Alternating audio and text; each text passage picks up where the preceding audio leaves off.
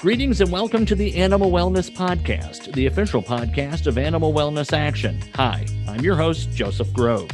On this show, we talk about animals from the perspective of people who care about them and have the ability to improve their lives by influencing culture and supporting laws and regulations accordingly. To stay up to date with all of our news and information, subscribe to this podcast, receive our free newsletters, and more, visit animalwellnessaction.org. Wayne Pacelli, the ground poobah, the president and founder, is normally with us. We have Marty Irby today and Scott Beckstead, whom I'll say a little bit more about in a moment. Marty always joins us to give us a legislative update. Marty, what the heck's going on in D.C. this week? Well, the weather's a little bit dark and cloudy today, but that seems to be the trend in our nation's capital in 2021. But on the legislative front, things are really going well. The Big Cat Public Safety Act that would ban the ownership of lions, tigers, panthers, leopards, cheetahs, and other large cats is really moving along great. We just got the new House Republican Conference Chairwoman, Elise Stefanik, to co-sponsor the bill. That is huge because in the previous Congress, the leadership in the House of Representatives on that side of the aisle opposed the bill. We've never really had a House Republican Conference chair that's been great on animal protection issues. Elise is a 9.5 out of 10 if she's not a 10 out of 10. So that's a big gain for us. I think we're going to see some action in the House on that bill moving soon. Got a couple of dozen co-sponsors in the U.S. Senate already moving, and we really feel good about that bill. One thing that has occurred this week that was really huge is there was a larger piece of legislation moving through the U.S. Senate that included the Shark Fin Sales Elimination Act. And you might recall in the previous Congress, we passed that bill through the House, didn't get any action past the committee in the U.S. Senate because of some opposition from Florida, those who are very close to those waters where there are a lot of sharks. So we're glad to see that's made it through the U.S. Senate. If the larger package makes it through the House, which I think it will, we're going to see our first law enacted in the Shark Fin Sales Elimination Act. We also have a raft of other new legislation I've mentioned before. The Animal Cruelty Enforcement, or ACE Act, is the bill that would establish an animal cruelty crimes unit at the Department of Justice. And we are expecting that we will see introduction in the U.S. Senate by Senator Mike Braun from Indiana in the coming weeks. The House bill introduced by Joe Neguse from Colorado has about 30 co-sponsors, really big. Elise Stefanik there co-sponsored that bill again. So I think we can get some action on the committee pretty soon on that front. We're making good progress with the Kangaroo Protection Act, and we just saw the introduction of the Greyhound Protection Act that would actually ban greyhound racing in the United States. There's only 2 tracks left, both in West Virginia. They passed legislation on the state level there a couple of years ago, and then last year the governor vetoed the bill. So this is really our only avenue forward to drive the message in the corporate sector and hopefully eliminate that across the board in the U.S. On the newer bills that we are first having introduced in this Congress, the FDA Modernization Act, that would actually eliminate the requirement for animal testing to be done in the development of any drugs in the United States, is really moving along. We got Vern Buchanan, a congressman from Florida, to introduce the bill, and we got a very important key member from Oklahoma, Tom Cole, to co-sponsor that legislation. We think that it will save the drug companies a lot of money, and they always like that. And of course, it will save a lot of animal lives. So it's a common sense bill that cuts through red tape. And then the newest bill that I think, we really haven't talked a whole lot about, my colleague here today, Scott Beckstead, is an expert on it, is the Mink Act. The trade in mink pelts has severely decreased over the past few years.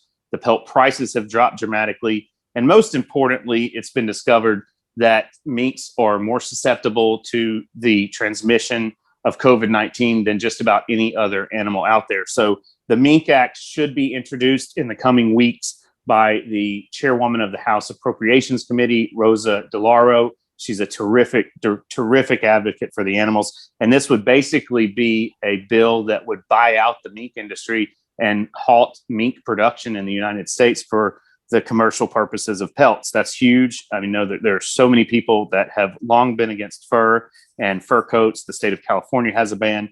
So that's really a big thing. I think we have a good shot at getting something done there, working with the USDA on that front as well. So the most important thing and the biggest news that we have to share is I've had an idea for about 7 years that I've been playing with after I worked in Congress for Congressman Ed Whitfield. We made an attempt years ago to get an anti-horse slaughter provision included in the transportation bill, bit off more than we could chew back then. And the parliamentarian told me that if we had just tried to ban the transport of horses instead of slaughter itself, we might have gotten it in. So a new congressman that was just sworn in from Louisiana, Troy Carter, terrific Democrat, amazing man, just been in Congress a few weeks, like I said, introduced an amendment that we conceived this week to ban the transport of horses for the purposes of slaughter for human consumption across state and federal lines. We had a hearing in the committee yesterday chaired by Congressman Peter DeFazio from Oregon. We had two great co-sponsors, John Katko, a Republican from New York, Brian Fitzpatrick, a Republican from Pennsylvania. And there was a little bit of discussion about some of the language. We failed to include the wild burros, and that was an oversight on my part, and a little bit of a discussion about the enforcement of the legislation. So we got a commitment from the chairman that if the sponsor would withdraw the amendment, that he would do everything he could to help us get it in the manager's package when the bill comes to the floor in a few weeks. So we're going to get the language right. We're going to make sure that we include the burros, the donkeys, the mules, and every other equine that's out there.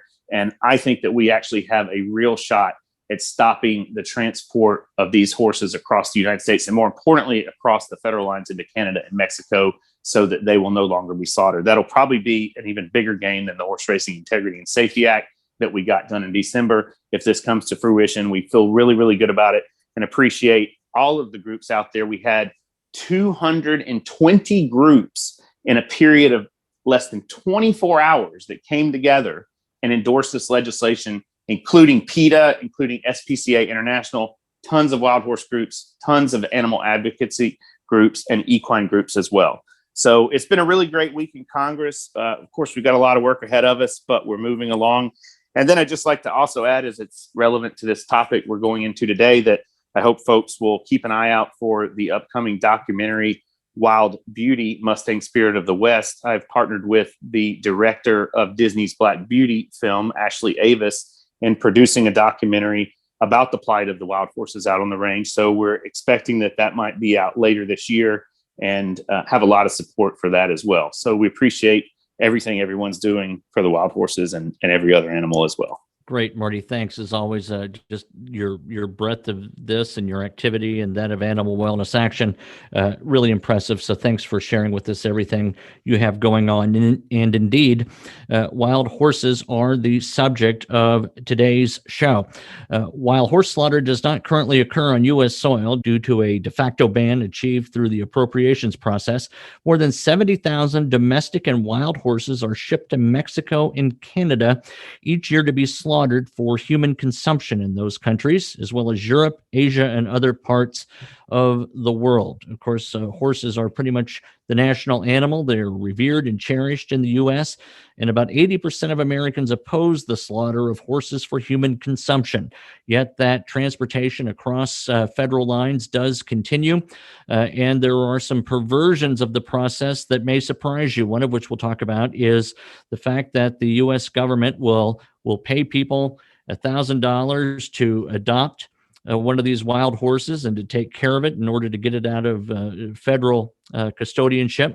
And then the people who receive this $1,000 will turn around and sell the horse for slaughter and make even more money off the horse.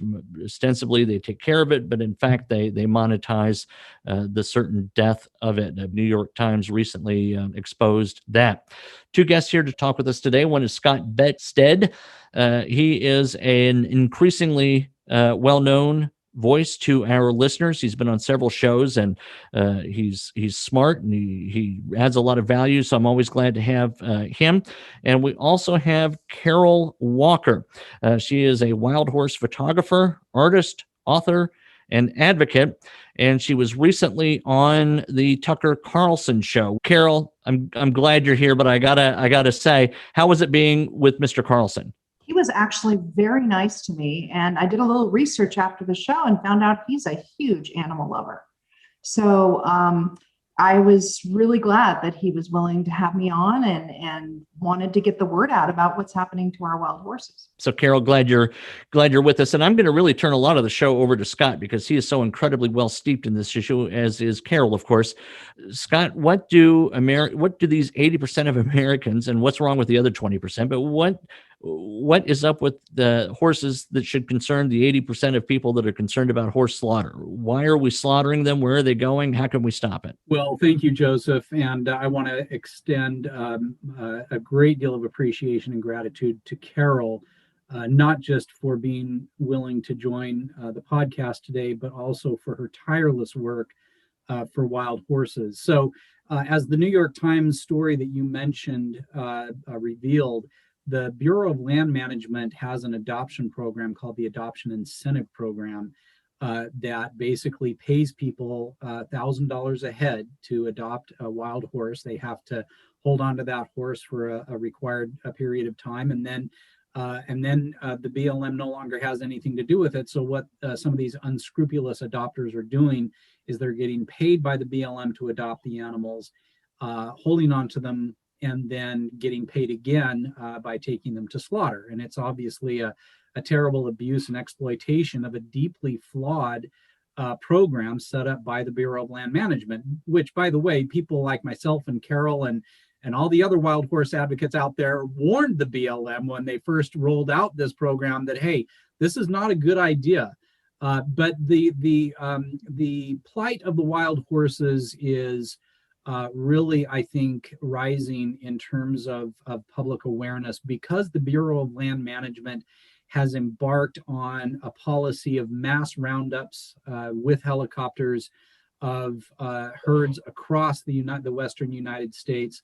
Several herds are being targeted. I've been working a lot on the Onaki herd, which is a very popular and iconic herd in Utah. That's a herd of 500 horses. The BLM wants to remove 300 of them. Another very well-known herd, the Sandwash Basin horses of Colorado. That's a herd that Carol's very familiar with. Also a very iconic herd. They are going to be targeted, and the BLM is going to remove most of them. So basically, this is all happening under a policy known as the Path Forward, which was endorsed by the Humane Society of the United States and the ASPCA, who sat down with the cattlemen and said, let's put together a new way forward for wild horses and burros. And unfortunately, they completely locked out the wild horse advocacy community. And they didn't talk to the people like Carol who are out there with their boots on the ground doing the hard work of following these herds and monitoring them, and who understand the issue better than anyone. So it's a terrible situation for our wild horses and burros. Just last week, the centennial herd of burros, a legacy herd that's been around since the gold rush, completely eliminated. Completely, every single Jack, Jenny, and foal rounded up by the BLM by helicopter, and all of those animals are now languishing in barren, filthy BLM corrals. So it's a terrible situation. And the reason I wanted to bring Carol in is because she is so knowledgeable. She is someone that I look to for accurate information about what's going on, especially with the herds in Wyoming.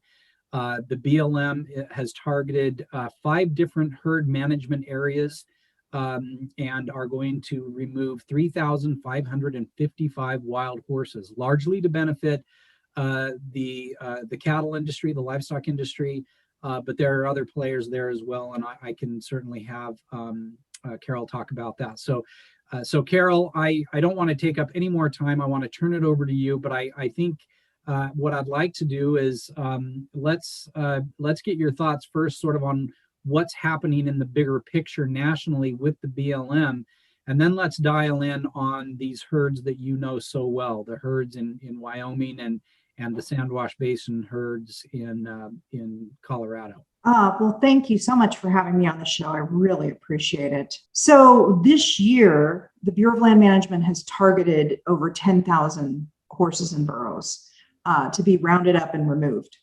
And they are currently sending out requests for new holding facilities because they literally do not have enough room for these horses, for all of these horses they want to round up. I heard from a friend who went to the Wheatland, Wyoming adoption that they had shipped all these horses from Nevada because they have completely run out of holding facilities in Nevada. So there is a brand new facility in Wheatland, Wyoming that's going to be able to hold 3,500 horses. And it was horrifying to hear from my friend that they have these fences where the horses have to stick their necks through to get to their hay, which actually rubs and causes sores on the horses. And it's basically treating horses like cattle in a feedlot. And this is not how I want to see any wild horse treated. It is, the BLM is touting this as their new flagship facility, off-range corrals, woohoo. And I just flinch every time I also hear them talk about, oh, the horses are sent to long-term pastures. No, they are not. They are building these feedlots now for the horses. And as I said, they don't even have enough room for all the horses they plan to remove this year. And the herds in Wyoming, so there are 5 herds in Wyoming. We're referring to them as the checkerboard herds. So these herds have in the 1880s, when they put the railroad through Wyoming, they sold off 1 square mile plots, every other plot in a 20-mile wide area to fund the railroad. And what happened was there's a checkerboard, as we call it, of private and public land. And Salt Wells Creek has the largest area of checkerboard. 80% of that herd management area is checkerboard. Adobe Town has the least. There's only 40,000 of 500,000 acres. And the Rock Springs Grazing Association has most of those livestock leases on the public land part, and they own the private land. So they basically have locked up the grazing on all of these areas. And we're talking an area of almost 5 million acres. I mean, it's just staggering the size of these places. So in 2013, the Rock Springs Grazing Association decided they didn't want wild horses on the checkerboard anymore. In the 80s, they had made an agreement with wild horse advocates and the Rock Springs Grazing Association and the BLM that a certain amount of horses would be allowed on public and private lands because you can't fence 1 mile squares. So there was an agreement made. The Grazing Association got mad because they said the BLM wasn't rounding up horses fast enough. So they decided they just wanted the horses all gone.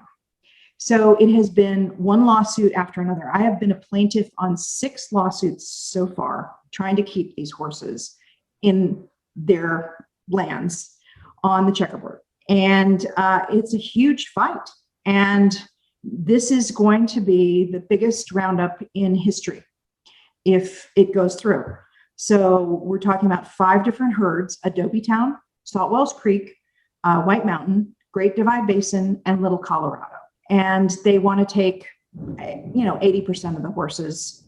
But the thing is, they haven't even done a flyover count over these herds since 2019. And they're just making up numbers. I confirmed with them. They haven't done a flyover since 2019. And they're just saying the horses will increase their population by 20%. And they never count horses dying. And there's no accounting for that foal deaths. We think sometimes can even go up to 30 or 40%. So full survival rates, full death rates, excuse me. So just making up 20% increase is ridiculous. And what happens is they end up taking more horses than they should because they've made up these numbers. And that's exactly what happened last year in the Red Desert Complex. They said they were going to remove 2,400 horses, and they couldn't find that many horses. And clearly the estimated number was way off. And so what happens is you end up with these herds that are supposed to be left at a certain level, and they're brought way below that level of number of horses. And again, this is happening across the Western United States. For listeners who may not know, wild horses are protected by the Free Roaming Wild Horses and Burros Act of 1971. It was a federal law passed unanimously by Congress and signed into law by President Nixon. And it specifically states that wild horses and burros are an important feature on our public lands and that they are to be protected from, pursuit, harassment, being chased, and being killed. The legislation, the law charges the Bureau of Land Management with implementing the law and with taking over the care of these animals. And yet here we are having to protect these animals from the very agency that is supposed to be preserving them and protecting them. Carol, one of the things that people may not know is that, a lot of these herds have very distinctive characteristics. And one of the things that I really love about the Saltwells Creek is that so many of those horses have that big, heavy, massive build and the really unique, distinctive, curly coats. And yet, as far as I know, the BLM still does not recognize them as being anything distinctive or worth preserving. That is correct. And they used to allow people to adopt the curlies as stallions, but they don't do that anymore because there were people who were wanting to preserve the curlies. And Saltwells Creek and White Mountain are the two herds in Wyoming that have curlies. And White Mountain is, of course, one of the herds that's under the gun as well. And they do recognize Iberian ancestry. So if the horse looks very Spanish, in Adobe Town, they are wanting to preserve that kind of bloodline and look of the horse. So they do tend to say that we want to preserve that and release at least enough of those horses to keep that going. But you're correct. They have no recognition of the curly as being at all rare or valuable or anything else. You said something a minute ago, Scott, that I want to help our listeners understand who may not be quite as familiar as Western United States folks are regarding these wild horses. And I thought I heard you to say that these animals are on public lands, and that the reason that there is so much energy toward removing them is that the cattle industry wants to let their cows graze there, I'm going to guess for free, in order to supplement or to augment their bottom line. That's a cynical way of examining the issue, but am I anywhere close? Carol, Yes. Yeah. We call them welfare ranchers because they are paying $1.35 per calf pair to graze. And if you wanted to graze your cattle or your sheep on private land, it would probably be closer to $20 instead of $1.35. And the Bureau of Land Management, we're losing millions of dollars each year because the grazing program loses money. It's a terrible idea. And it's not just cattle, it's sheep as well. The Rock Springs Grazing Association, which is the most powerful grazing association in the country, and that's in this area that this roundup's going to be. They used to have primarily sheep, but now they have quite a few head of cattle. And yes, they are the main reason these horses are being moved out. There are other reasons. There's mining. There's now going to be a proposed possible nuclear reactor. So there's a lot of things going on in Wyoming that are putting pressure on the horses, but the Grazing Association is number one. So I imagine lobbyists up there with their well-funded campaigns, getting these legislators to cut them kind of a break with this roundup, these roundups. And I sound naive when I say this, but that's appalling. How can that be? I know it is appalling, and in my opinion, there should not be livestock grazing on any of the herd management areas for the wild horses.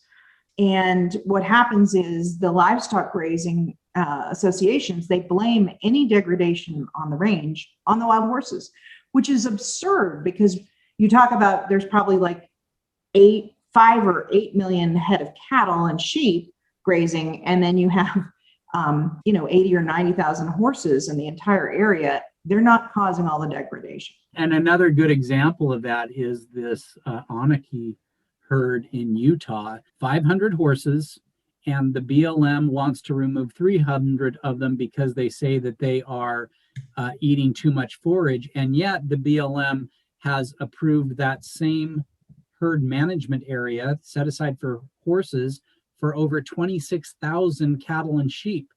Right. And so, you've got this agency saying that there are too many horses, and yet at the same time, it's allowing grazing on the horses' herd management areas in numbers that vastly outnumber the wild horse population. So this is, it's an industry giveaway. It's an industry giveaway to these ranchers who graze at taxpayer expense on our public lands. Let's describe to the listeners what exactly happens during one of these roundups. Tell us what you see when you're out there watching this take place. And Carol, before you do that, Marty, so polite, he raised his Zoom hand. So I'm guessing he wants to touch on the topic of why the horses are being rounded up at all before we go there. Marty? Yes, no, thank you, Carol, so much for everything. I just wanted to add something in about the grazing. We worked with a coalition of 70 other groups and sent a letter to Secretary Deb Haaland back in April, I believe, that she has yet to respond to, calling for basically the suspension of these grazing permits as they exist today. We got a lot of flack, of course, from the cattle farmers, but one of the interesting things that I thought that was brought up is there are cattle farmers in the Southeast who own their own farms, have their own land, and there are cattle ranchers in the Western states who have these grazing permits. And several of the cattle farmers in the Southeast brought up the point is, it's a bit of a competition issue even for them because the Western state ranchers have an unfair advantage with those cheap federal lands. Just something to think about. And I wanted to mention that letter as well. Hopefully we will hear from Secretary Haaland. We followed up with another letter to the President of the United States with 90 groups talking about the roundups, but we have been staying on top of it. And I also want to thank all of those groups out there that joined and led the effort in those letters. I watched every episode of Dallas, and not once did I see JR send his cattle onto public lands. He had his own ranch, so if JR could do it, why not these other people? Carol, back to what Scott was asking you. What do these horses go through in the process of a roundup? Really describe that for us so we can see it and feel it. So the first thing I need to tell you is that being an observer at a roundup has become very complicated since 2010. The BLM has decided they really, really don't want the public there at all. And so they make it very difficult. Last year, they let some people know about upcoming roundups 3 days before they started. So they try to keep it as secret as they can when it's going to happen. And then you have to sign up with a public information officer to be on a list to be notified when you can go out to the roundup. And you have to go in a line of cars. You have to have your own vehicle. You have to go out there and stay the whole day. And they put you 1 mile to 3 miles away from the trap. They really don't want you to see anything. They don't want you to see horses getting hurt, horses getting killed. They don't want you to have pictures of basically anything. So what happens to the horses? The coutures are the ones who are they have been doing roundups since 1969. And they now are using 2 helicopters at a time to herd groups of horses. You're basically, with a helicopter, you're scaring the horse into running away. The horse is a prey animal. They're terrified by these big things that make all this noise, and they're running for their lives. And they're being chased into a trap. And then they have this horse that they call a Judas horse. This horse is trained to run to the trap. So horses will tend to follow other horses. So they see this horse running into the trap, and so they follow him. And there'll be a bunch of horses going into the trap, and they immediately separate mares from stallions, mares from their foals. And sometimes the horses run into the panels, break their necks, break their legs. It's a horrendous sight to see.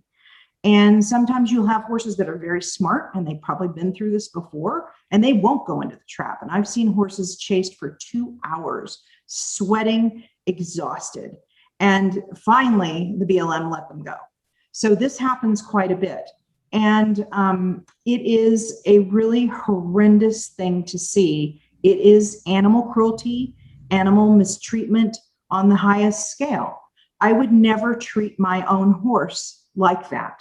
I would never chase them with a helicopter. Most people would never even dream of chasing their horses with a vehicle or a helicopter. And then the horses are taken, they're chased into the big semi-trailers and taken to either temporary or short-term holding to be processed. And they never see their family again. They never see their home again. And it's the saddest thing you can imagine witnessing. And after spending, I think I spent 3 weeks last year out there at the Red Desert Complex Roundup, I was a wreck for a couple of months because it's just so emotionally draining to see it, even though your view is terrible. Usually at the end of the day, they will let you go walk around the corral where the horses are, but there's big fencing along the sides that keeps you really from seeing much. And they keep you pretty far away from the horses. So it's really hard to gauge their condition. I mean, you can see if there's a horse obviously bleeding, you know, that you can see that part of the pen, but you really have a hard time gauging how the horses are doing. Now, Carol, you use the word process. That sounds awfully antiseptic. In Yes. some ways, this is when the real horror begins. Am I correct? Yeah, horses in holding facilities, it's very grim. They freeze brand them. They put a tag on their neck. They give them shots. They geld them, the stallions, and then they're ready for either being sent to adoptions or transported to adoptions or transported to long-term holding. Yeah. And seeing those horses, when you see them in these holding facilities, a lot of them have just given up. I mean, they just have this empty look in their eyes. They're standing around in these pens where once they were with their families. You know, some of these stallions and mares have been together for a decade. The mares are separated from their babies. I have been there when they were like 2 and 3 month old foals crying for their mothers, and it's a horrible thing. There's no reason to separate baby horses from their mothers. I mean, it's just wrong. But that's what happens. And a lot of horses die in the holding facilities. We got a Freedom of Information Act on the Red Desert Complex just 2 months after it happened, and over 24 horses had died. I am waiting on a Freedom of Information Act since then. I've been waiting for 3 months, and the BLM is not complying on giving the information. Usually by this time, probably over 100 horses would have died. So they break their necks, they die from being gelded, they die from foaling. Sometimes the foals are trampled if the mares are too close together when the babies are born in the holding facilities. So it's a really grim way to treat these beautiful, amazing animals that really deserve to be living free on our public lands. Marty, does any of the legislation you have described in your update address this sufficiently? Well, I think, there is a lot of legislation out there. One of the bills that we didn't mention today earlier that we've talked about in the past is a bill called the Rome Act, or Restoring Our American Mustangs. It's a work in progress. It's a bill that we are reviving from about a decade ago, and not quite the same as what it once was, but we have been working with a coalition of folks. I definitely will take these comments that Carol has provided and would love to get some more in writing, because we have it in a drafting stage. And I think that we could work together on that. So there's nothing right now, I think, that clearly addresses that, but I think we have something in the works that we could adjust to make this a priority. Scott, what else do we need to know about this issue? So there was a big roundup last year in Wyoming that Carol observed. And, one of the most alarming facts about that roundup is that the BLM has essentially denied access to the public.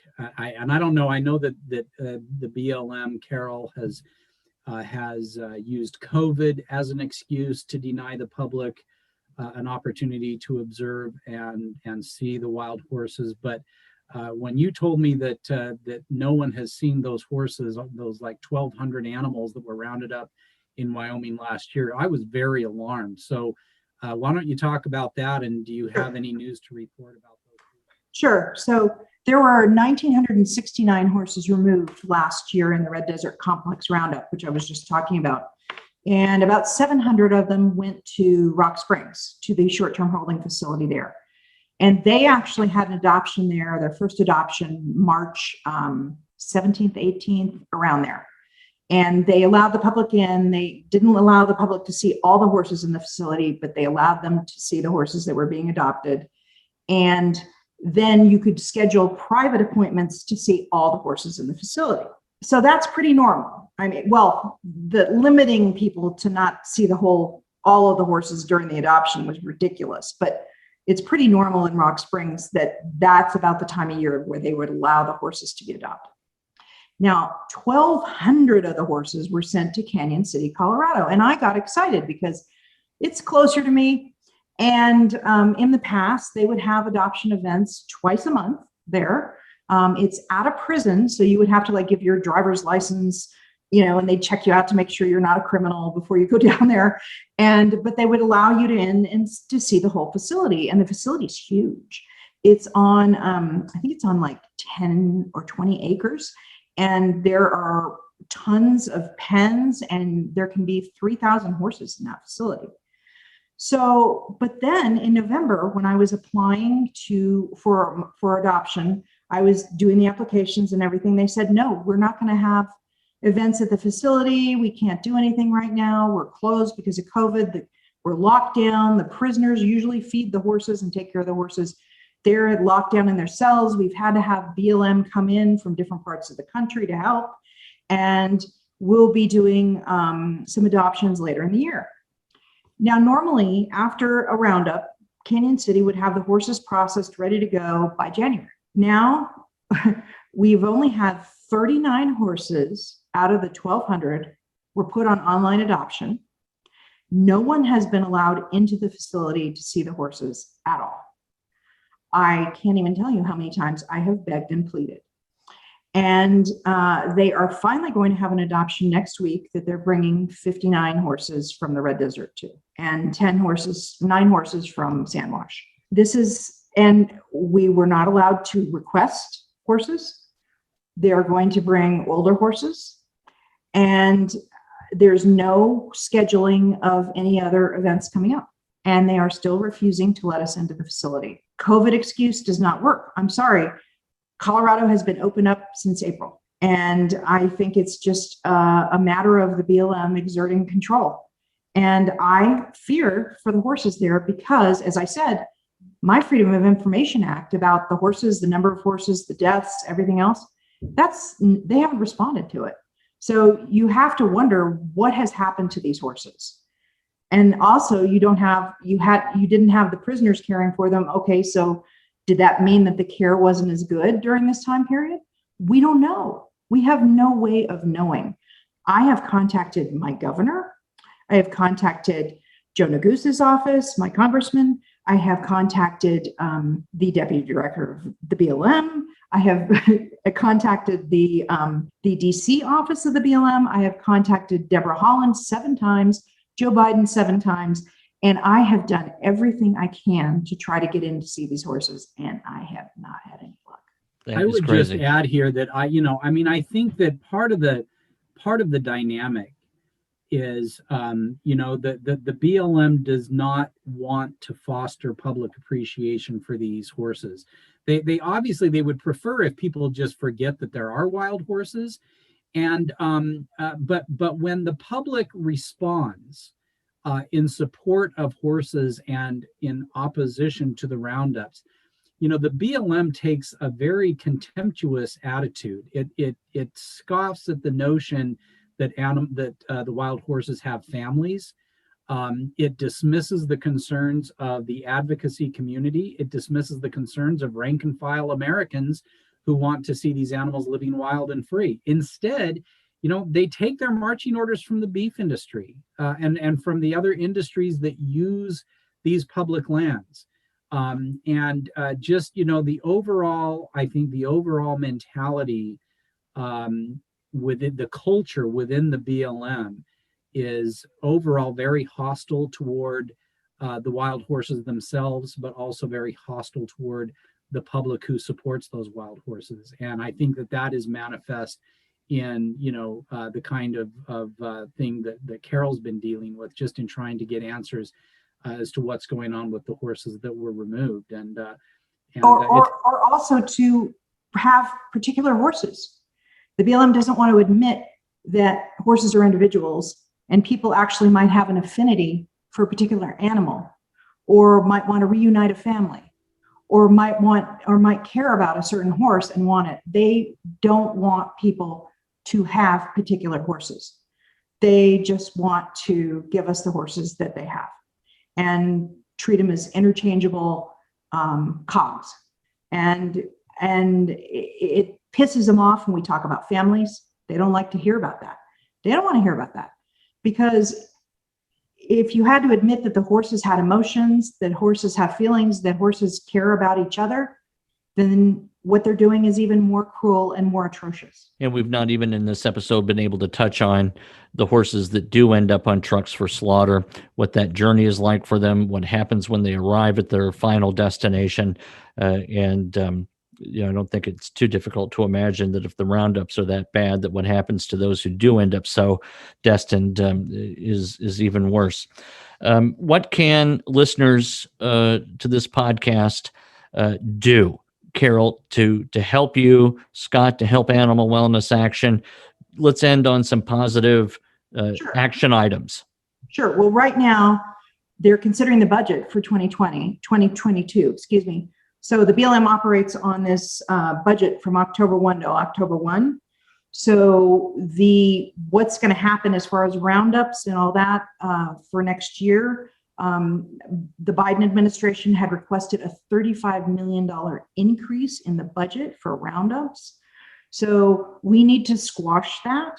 So the most important thing, I think, right now is for people to contact their congressmen and their senators and representatives and say, we do not want this. We want our wild horses managed on our public lands humanely, and we want to stop the roundups and work on a new plan for managing the horses. That's what we need right now.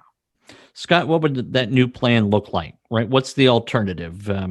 How do we avoid roundups if we're going to get them off the lands? What's a better way to do it? First of all, the very concept of a minimum number of wild horses or a maximum number of wild horses on a particular herd management area needs to be completely revisited. I mean, so what we're talking about is a number called the appropriate management level, or AML. And that is the arbitrary number that is designated by the Bureau of Land Management for each herd management area. It's not based on science. It's not based on anything other than what the livestock industry is willing to live with in terms of wild horses out there on the rangelands. So first and foremost, we need to create pressure on the BLM, probably through Congress, to revisit the entire management paradigm that the BLM uses.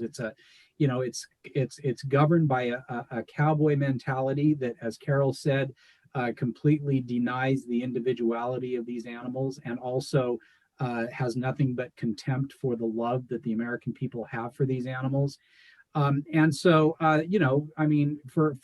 herds where there is an actual legitimate threat to the health of the horses themselves or to the ecosystem, there is fertility control. The BLM uses fertility control on some herds, but it has yet to fully embrace fertility control as a population control measure, and instead relies on the helicopters as their primary management tool. So what we need is we need public pressure from every possible angle and at every possible level. And that means, reaching out to the BLM itself, but also making those calls to Secretary of Interior Deb Haaland, your members of Congress, both of your United States senators, as well as your United States representative, get on a first name basis with their staff that work on wild horse policy, call in, and make your voices heard, and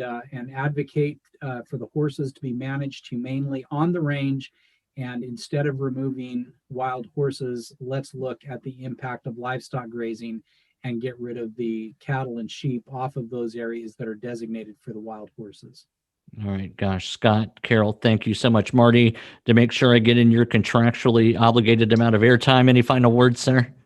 Well, thank you, Joe. No, Carol, it has been so terrific to have you on. I have learned so much from you. I learn every time I listen to you. You did a great job on Tucker Carlson, and we're just fortunate and thankful to have you and appreciate all of your great work. Thank you so much. Yeah, and Carol, you were a great addition to the show, so I'm glad you joined us. And Scott, it was good to have you on again. And I want to say thank you to our listeners for tuning in to the Animal Wellness Podcast. Be sure to visit animalwellnessaction.org for all of our news and information, and to sign up for our news alerts. You can find us on Facebook and Twitter, and we invite you to subscribe to this podcast on iTunes, Podbean, Stitcher, or Spotify. I'm your host, Joseph Grove, and we'll be back soon with another episode of the Animal Wellness Podcast.